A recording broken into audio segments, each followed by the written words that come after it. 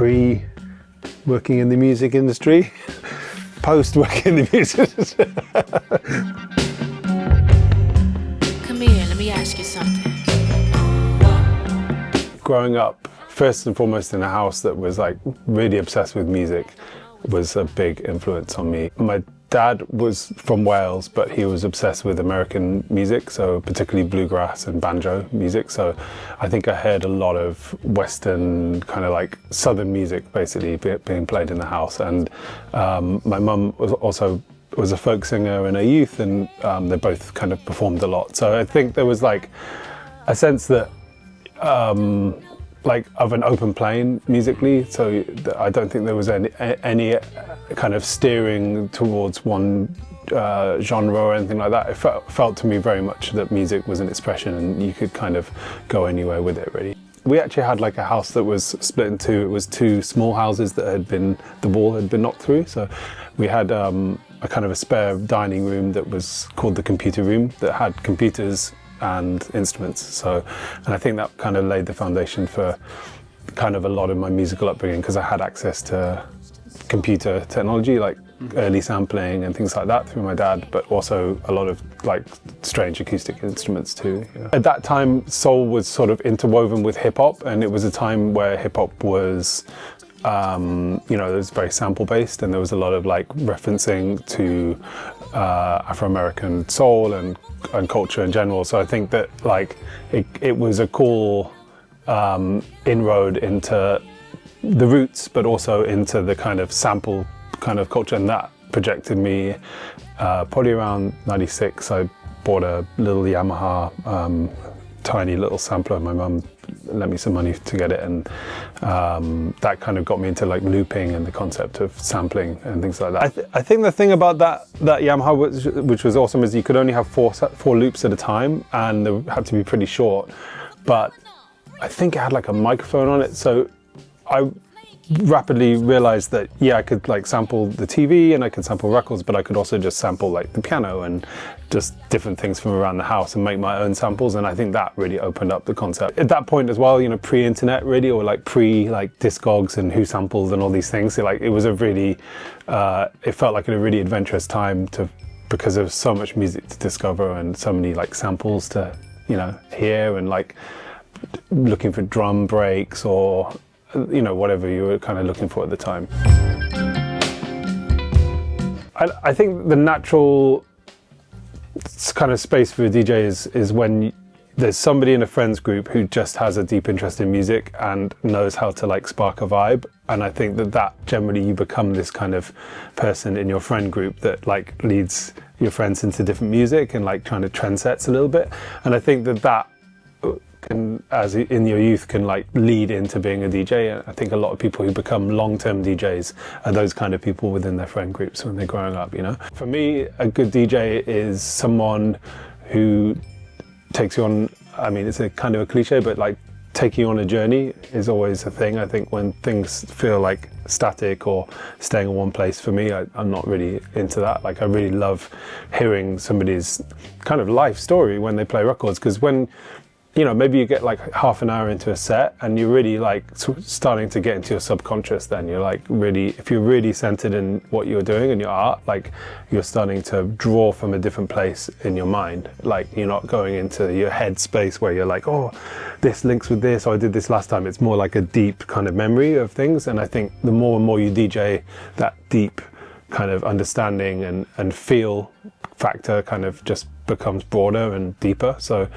I think it's like about that really, just saying like what naturally occurs in people when they start playing music and they kind of switch off. I'd rather just play very open-mindedly to people who are kind of open, even at the risk of losing people, which is obviously always something that can happen. But at the same time, it's a kind of fun to like build and burn on a dance floor and just like watch people build up, and if you take in a direction that might fail, and be open to failure and being, it's a little bit, I went to watch stand-up recently, and it's a little bit like stand-up, some things land, some things don't. Some things are about repertoire, some things are about kind of drawing from practiced things, and then other things are like kind of just thinking on your feet, and often that might land amazingly, and like sometimes it doesn't. And I personally like the inventiveness of thinking of where else you can go. So like if you're playing a drum and bass record, like how can I exit this? Where am I going to go next? Like, and often I can have like a landing pad in my mind, like I'm going to end up here, but I need to kind of plot a journey to get there. So it's going to be, okay, I'm going to drop this reggae record, which is kind of a similar pace. And then, you know, there's different ways of doing it, I guess. But often my favorite DJs are like just selectors also, who don't mix, and they just kind of select and have the right kind of energy and journey. And for me, growing up, it's like I skateboarded a lot growing up. So, and when I was skateboarding, like stylistically, it was very like male orientated, and it was like very one perspective. Like growing up, it was very like all boys, and it was kind of a boys club, and it was like not that fun of a space sometimes, because it was like very competitive and a lot of people in different tribes and things like that. And now skateboarding is like beautiful. It's like opened up, and it's like, you know, like multi-gender, multi like age, and like, you know, I can go and skate, and I'm in my 40s and I'll be skating with like some kids and like, you know, they're like 11, 12 and asking me questions, or I'm asking them questions, how you do it and stuff like that. And I think like in a way DJing has opened up in that way too for me, you know, like it's not just like one type of person's story and their approach, it's like many different approaches. So it's like, that's awesome too. You can go and watch somebody who's just dropping like digital music, like, you know, on USBs, and like just doing it in like, they may just stick at like 140 BPM the whole set, like, and that's their style, and they're just dropping their own thing. And then you might go and see somebody who's like been like collecting records, or only playing their own music, you know, or only playing other people's music. And yeah, I think it's a cool environment to be in now.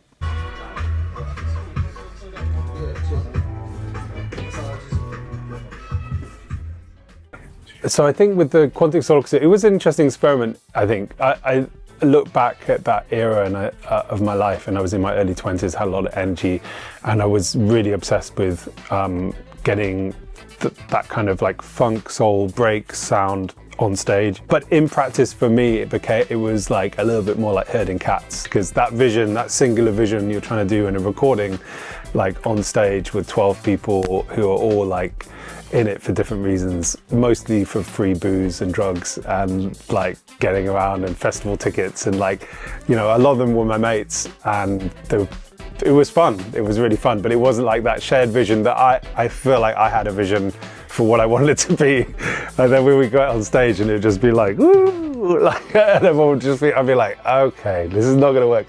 It was just like enthusiasm 100%. Maybe talent like 20%, but you know, that's like a lot of cool young bands, that's what it's about, you know, and you kind of push through. So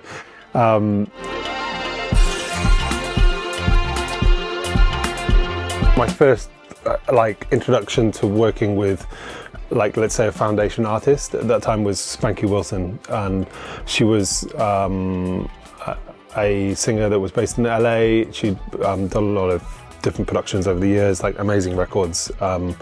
Particularly there was 145 called You that was by Spanky Wilson. It was produced by H.B. Barnum, and she just had this amazing voice that like in the spectrum of funk soul singers, like I guess like Marva Whitney, and you have like Lynn Collins, and Spanky like really had this unique her own sound, really, like that would definitely felt like a little bit more maybe country, or like had a bit of a twang to it, but she just had like this awesome voice. And that was my first experience of being like a young enthusiast, but it turning from me being like somebody who was like, oh, I'm really into these records, to like, oh no, I'm like sat now in front of this artist who is like a respected artist, has like, you know, 50-year-long career, and I'm just some like spotty young musician from England who's like thinks it's a good idea to try and like make some music. And we ended up touring with the Quantic Soul Orchestra, and that was awesome. And I learned a lot about how to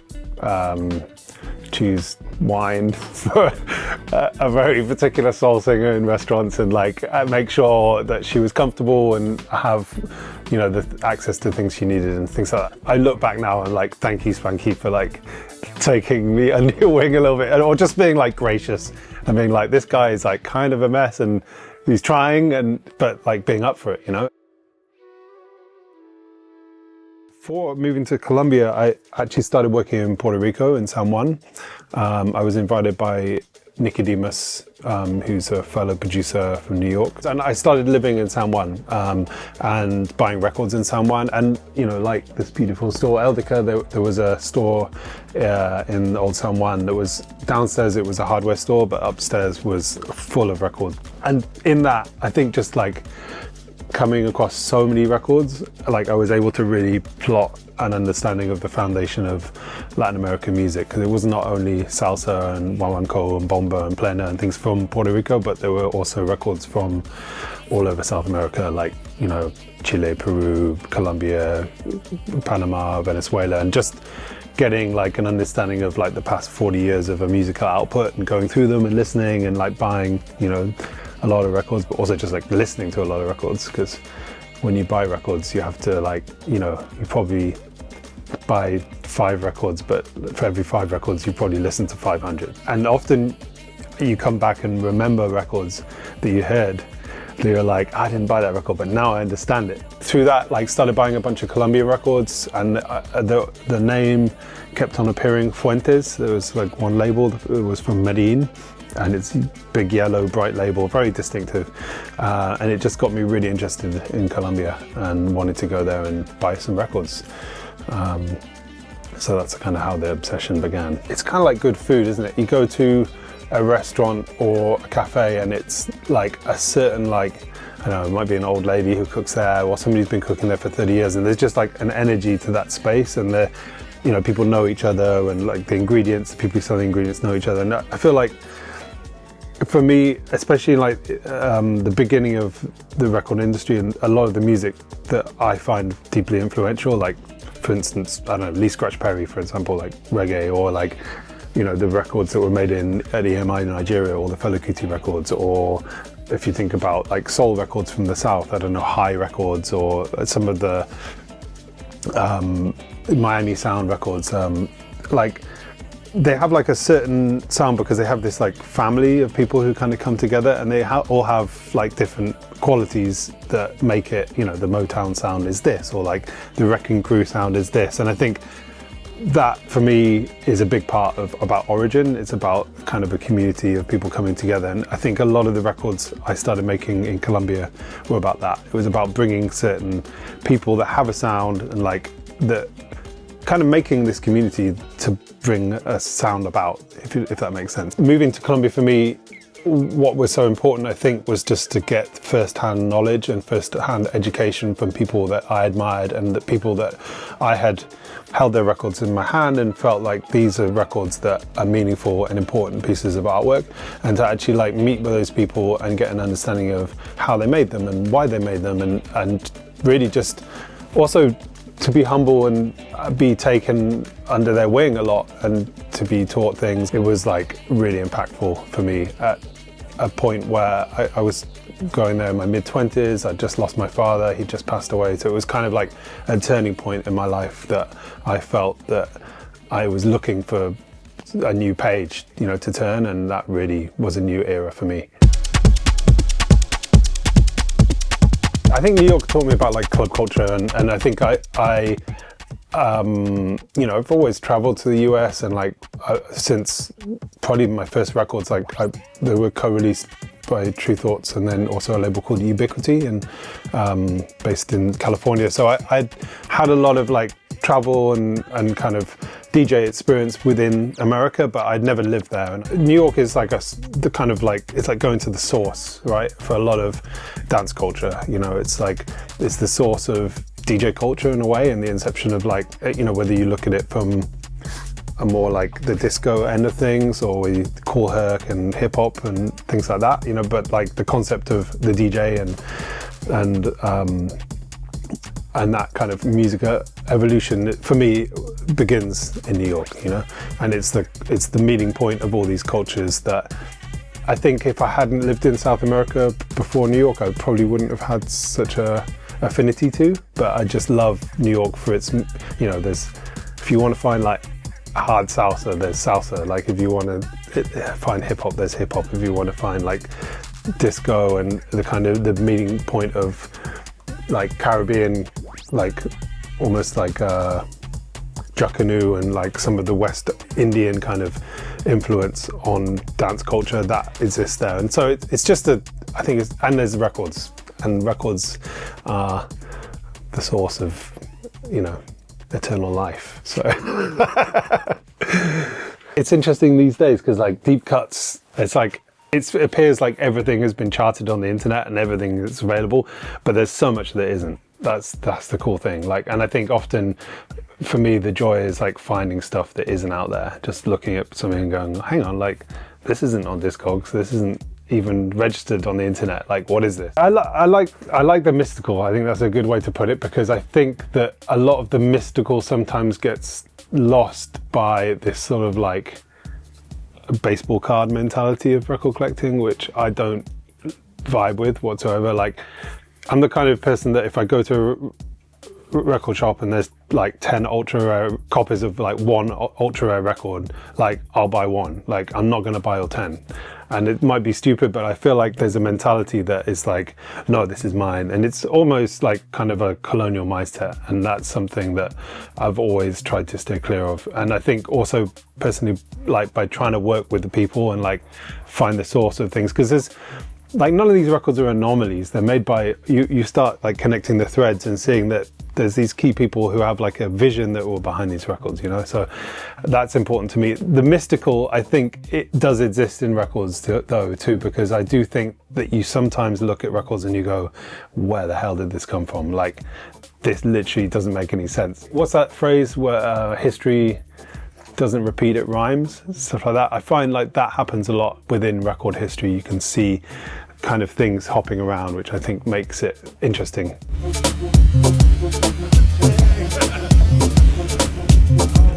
So I think like early on in the curation for the DJ Kicks, I realized I wanted to do something exclusive, because in a way I think it's made it a bit more personal and interesting having a compilation that is just of contributions from friends and from associates. So, and it also allowed me to reach out to some people I admire that I don't know, and just like kind of say, hey, I'm doing, you know, there's obviously such a gravitas and like kind of name attached to DJ Kicks that people were, I think it opened some doors that wouldn't have been open otherwise. It's funny to say, isn't it? In 2025, you're like working with people that you know are human. It's helpful. I mean, like, that's probably like looking back, we're probably going to be like, remember when we used to like know the people who made dance music were human? Like, and you know, the more and more I hear, I mean, the beginning of sample CDs and sampling, I guess, like Splice and all this thing is that now we, you know, you never know who's actually made a track, right? Like, it's kind of everything is regurgitated these days. But like, yeah, I think it was important to like find people that have the personality musically to match where I want to go as a DJ. The arc was very clear for me of, you know, you can only really do it two ways. You either like start fast and end slow, or the other way around. And like, it's usually nice to kind of start slow and end fast, like because that's just the natural pace for me of a DJ night, you know? And it's like, you want people to leave on a high, normally not the other way around. So, but I think like we're talking about, when you've been DJing for a while, you kind of get the chance to explore these sort of like separate spaces that are maybe a bit more off the beaten track. And I think as a mix goes on, you're able to like explore some maybe more of the darker side rooms kind of a music mix, you know, and that was an opportunity in this mix for sure. I think the JJ track, the JJ Whitfield track, is like a masterpiece. Just awesome recording, awesome vocal, like really beautiful. I love also Meridian Brothers. I've been like a massive fan of Meridian Brothers for years, and yeah, his contribution was excellent, and I think he's just a master at what he does. And it's just also like good to capture tracks that come from people that you admire during this era of music, and like this era of music making, which is very distinct, and it's very distinct time, right, to be making music. So it's cool to capture that.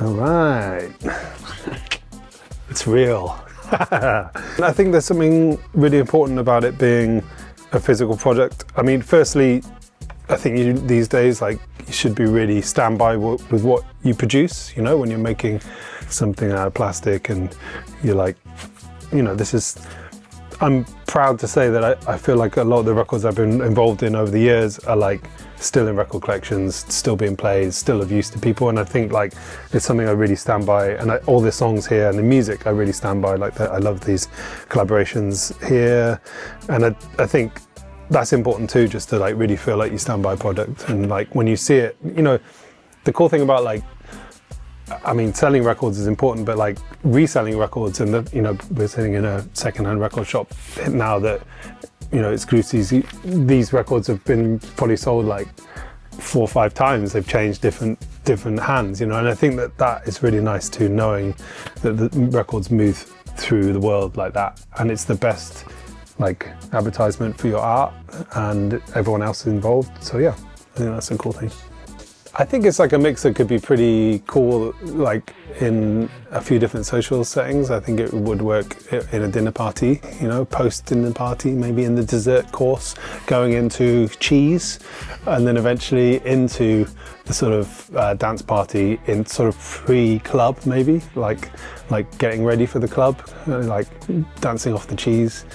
I'm most proud that I was able to have like contributions from people I admire, and that people were like open, and it's like a mix of exclusives from people that, you know, maybe aren't known to the listener too. That's a cool thing about doing these mixes, is like you kind of get to tune in to somebody else's world, and hopefully for me, my big hope is that hips everyone to these individual artists and shines a light on people like that maybe they don't know.